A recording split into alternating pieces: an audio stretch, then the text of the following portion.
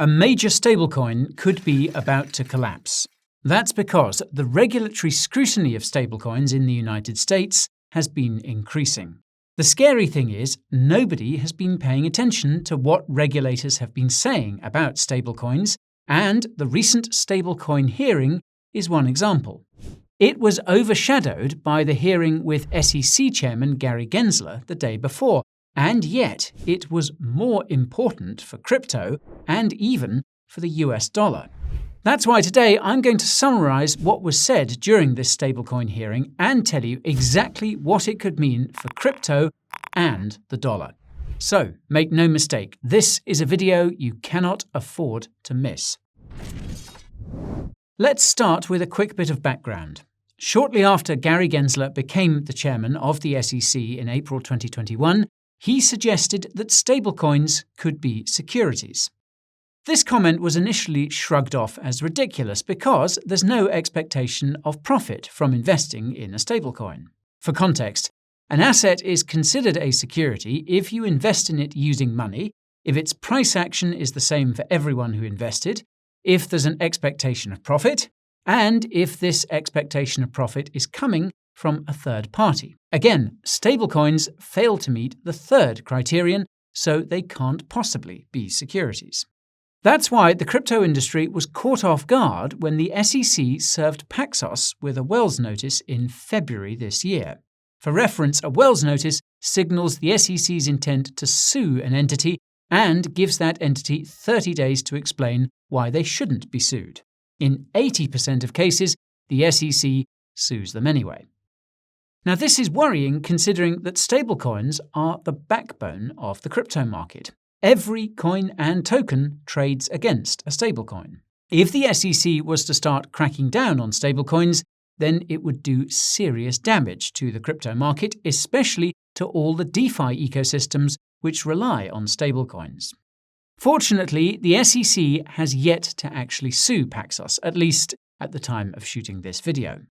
Unfortunately, the Wells notice alone was enough to create significant regulatory uncertainty for stablecoins issued in the United States. Circle CEO Jeremy Allaire recently blamed USDC's rapid decline in market cap on this uncertainty. The worst part is that this regulatory uncertainty continues to increase. If you watched our recent video about Gary's hearing, you'll know that he implied USDC was a security. While Gary's exact reasoning for this is unclear, he did make it clear that it's because stablecoins are eerily similar to money market funds. Now, without getting too technical, money market funds are basically stable assets backed by short-duration US government debt. Money market funds earn interest on this US debt and give a portion of this interest to investors. And money market funds are where lots of bank deposits have been moving lately. FYI, most stablecoins in circulation are backed by US government debt and hold a stable value, hence their similarity to money market funds.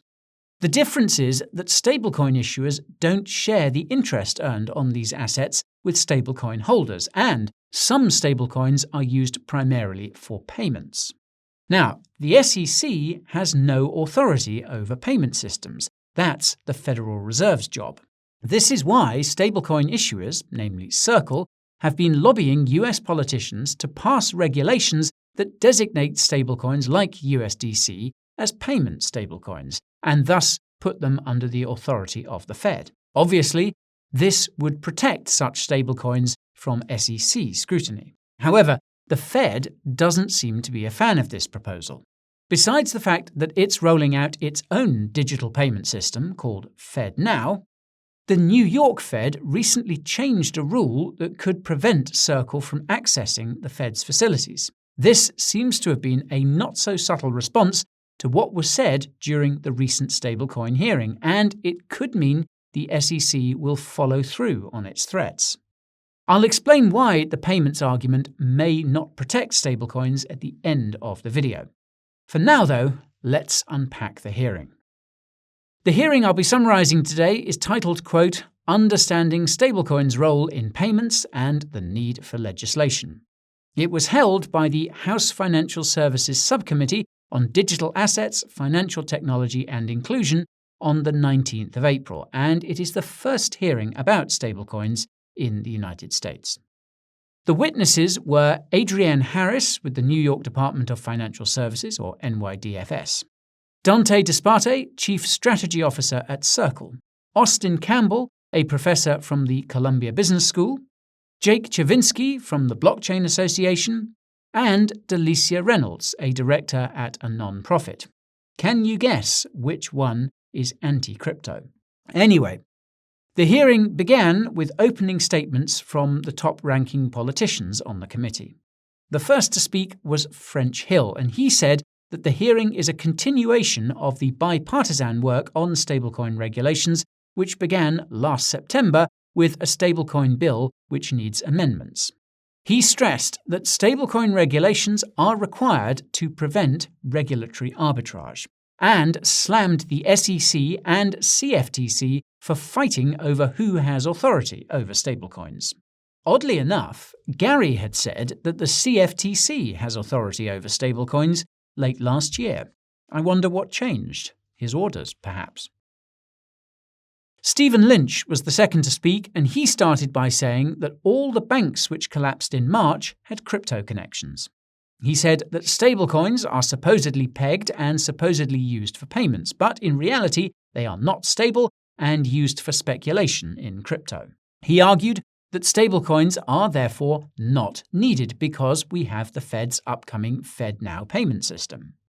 He said that he doesn't want stablecoin issuers having access to the Fed's facilities and doesn't want non-bank entities operating without insurance. Recall the New York Fed's recent decision. Now, the third to speak was Patrick McHenry. He reiterated that the hearing is a continuation of bipartisan discussions on stablecoin regulations with the September bill as the base. He also reiterated that amendments are needed because a lot has happened in the crypto market since September. Then came Maxine Waters. She was shocked at her colleagues' comments and said that the September bill was not the starting point nor the ending point. She said that they are, quote, starting from scratch on stablecoin regulations and that the September bill should be disregarded altogether. Yikes.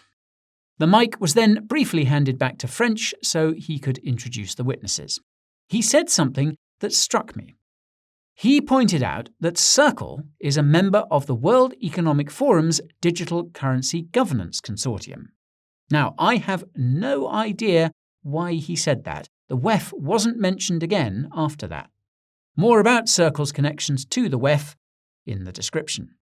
Anyways, Adrienne was the first witness to speak. She said that the NYDFS has been regulating crypto since 2015 and that the regulator introduced stablecoin-specific guidance last June. She said the NYDFS wants to help shape national crypto regulation. Note that this regulation is the strictest of any state. Austin was the second witness to speak, and he said that a clear definition of stablecoins is needed. He argued that the regulation of big stablecoins should happen at the federal level and regulations of small stablecoins should happen at the state level. He said lack of regulation is driving development overseas. Then Austin said something striking. He said that stablecoins are transparent due to their presence on open public blockchains and that, quote, we may not always know who owns what wallet right now, but we will eventually. He added, quote, we will be able to enforce rules of the financial system in crypto. Austin explained that if the US government doesn't act first, then foreign governments will shape the rules of crypto. He cited Russia's recent intentions to use crypto for trade as an example. He then said the quiet part out loud, and that's that stablecoins allow the US government to subsidize its spending.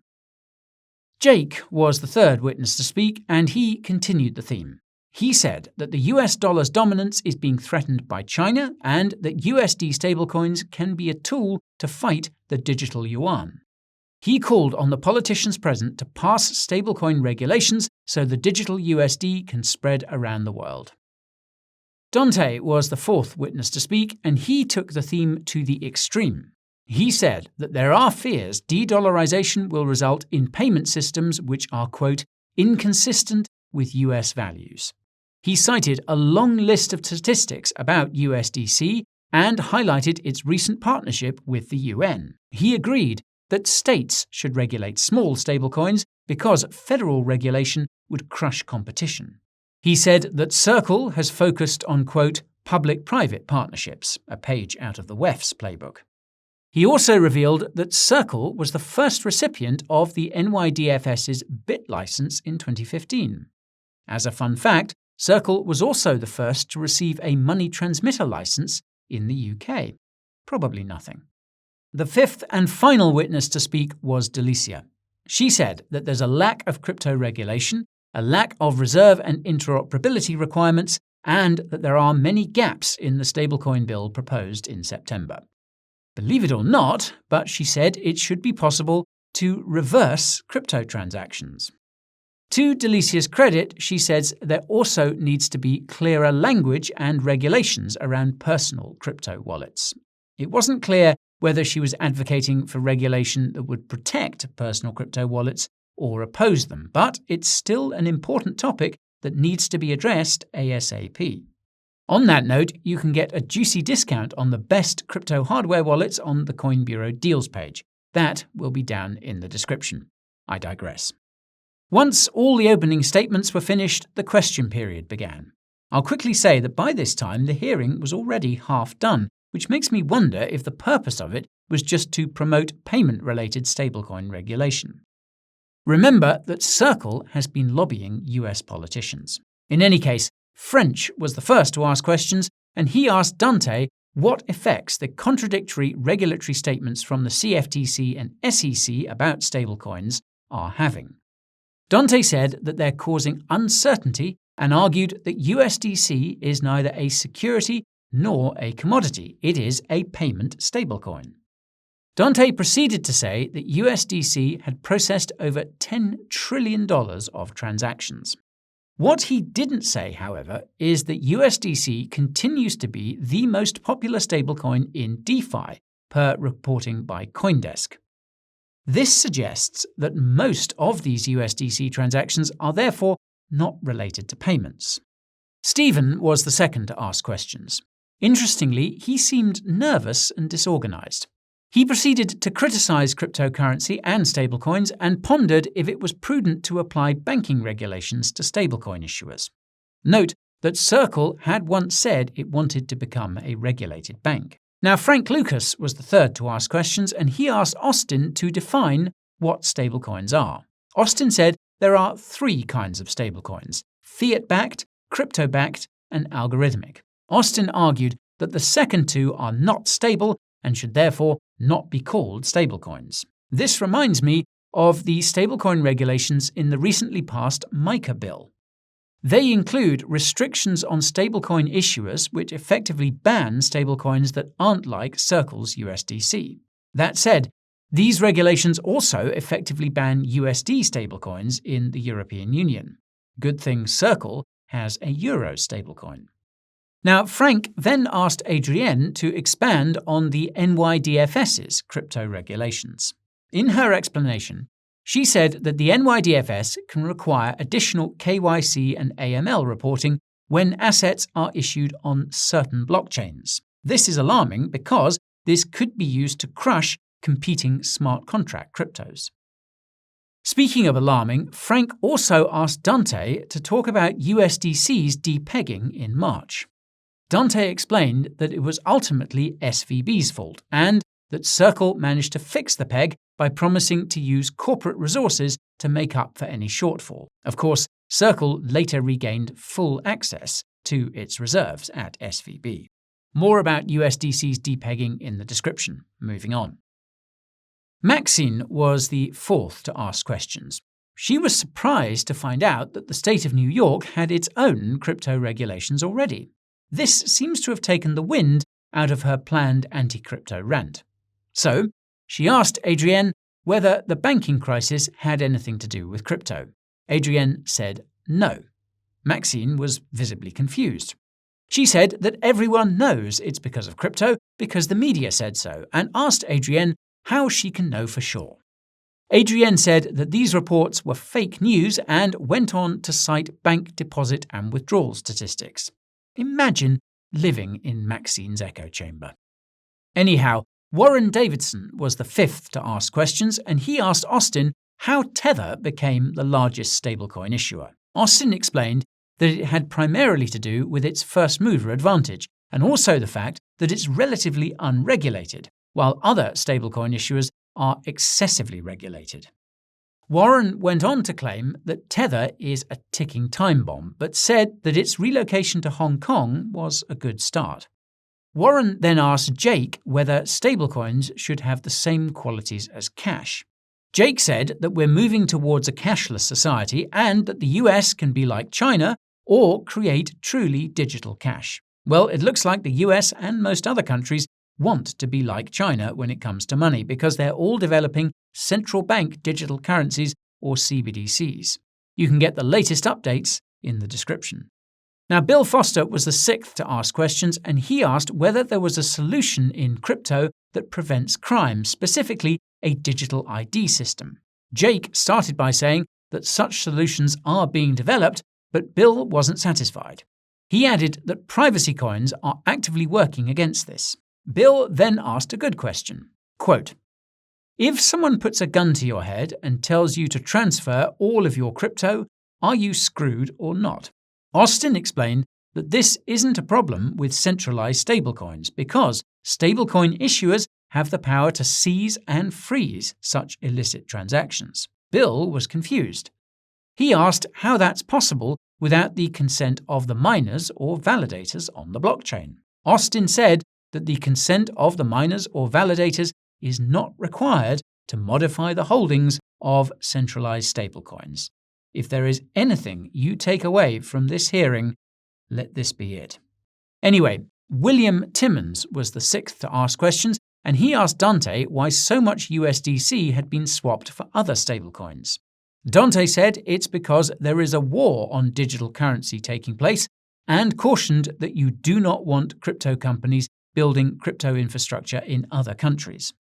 William then asked Jake what would happen if Congress doesn't act on the stablecoin regulation. Jake repeated that stablecoins issued in foreign countries will not adhere to US principles. What's crazy is that he even said that stablecoins issued in foreign currencies like the yen and the euro are a threat to the USD.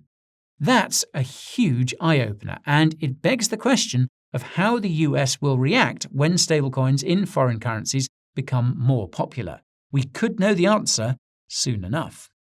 Now, Richie Torres was the seventh to ask questions, and he started by arguing that stablecoin issuers should not be subject to banking regulations because they hold full reserves, not fractional reserves. He then argued that the NYDFS's crypto regulations are proof that crypto-specific regulation works. Richie also revealed something fascinating, and that's that the NYDFS was apparently the first entity to raise red flags about the reserves backing Tether's USDT. This is fascinating because it suggests that regulators are involved in the digital currency war Dante touched on earlier. Something else to think about. Anywho, Erin Houchin was the eighth to ask questions, and she asked Dante about what crypto regulations are like in the EU. Dante explained that the EU's crypto regulations have their origins in Facebook's Libra from 2019. He also revealed that Circle is working on getting approval in Singapore. If you watched our recent video about the countries that will drive the next crypto bull run, you'll know that Singapore is one of them. Hong Kong is another, and Dante said it's coming back in a, quote, big way. He also said that the best crypto regulations are coming from city-states, which is interesting. Brad Sherman was the ninth to ask questions, and he started with one of his famous anti-crypto rants. He said that crypto pays for lots of lobbyists and propaganda. He said that stablecoins are unnecessary, and he said stablecoin issuers just want regulations so that it becomes easier to do illegal things. Regarding the arguments that the US is falling behind on crypto regulations, Brad had this to say, quote, "Other countries moving ahead of us in cocaine manufacturing and organ harvesting, and we have to catch up? He directed this question at Delicia, who wholly agreed, revealing which side she was on. Mike Flood was the 10th to ask questions, and he asked Dante about why it's important for some non-bank entities to have access to the Fed. In his reply, Dante revealed that non-bank entities will not be able to use the Fed's upcoming FedNow payment system. Now, this is extremely significant, and here's why. So far, the crypto crackdown in the United States has focused on crypto companies and projects that are developing payment systems that could compete with FedNow. If you watched our video about Silvergate Bank or Signature Bank, you'll know they both had 24/7 payment systems that were analogous to FedNow. Stablecoin issuers need these 24/7 payment systems to mint and redeem stablecoins, otherwise they will lose their pegs outside of banking hours. The bank that Circle is using for this system is now also facing scrutiny. If all these systems are wiped out and Circle can't use FedNow, USDC could depeg again. If that wasn't worrying enough, Mike sounded concerned about the prospect of non-banks being given access to the Fed's facilities. He said this could create significant risks to the financial system. This is significant because Mike is, shall we say, in the generally pro-crypto party, that is, the Republicans. Sean Caston was the 11th to ask questions, and he revealed something insane about the stablecoin bill from September. He revealed that a section in the stablecoin bill would give states the ability to print stablecoins that the Fed would then be obligated to back with reserves, regardless of the amount. In other words, stablecoins would give states the ability to print money without the Fed. This is not only insane, but it also explains why states seem to be throwing their weight behind this stablecoin bill. Sean asked the witnesses how this moral hazard could be addressed. They didn't have an answer. Now, the last to ask questions was Wiley Nickel, and he asked Jake how stablecoin regulations could help stablecoin development. Jake said that it would ensure stablecoins are developed in line with US values, and even suggested that these regulations could require stablecoin issuers to freeze illicit transactions. More about the importance of decentralization using the link in the description. So, what does this hearing mean for cryptocurrency and for the US dollar?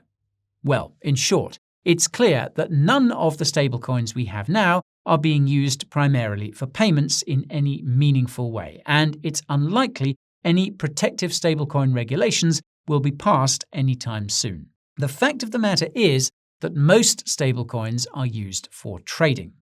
In USDT's case, it's primarily used for leverage trading on offshore exchanges.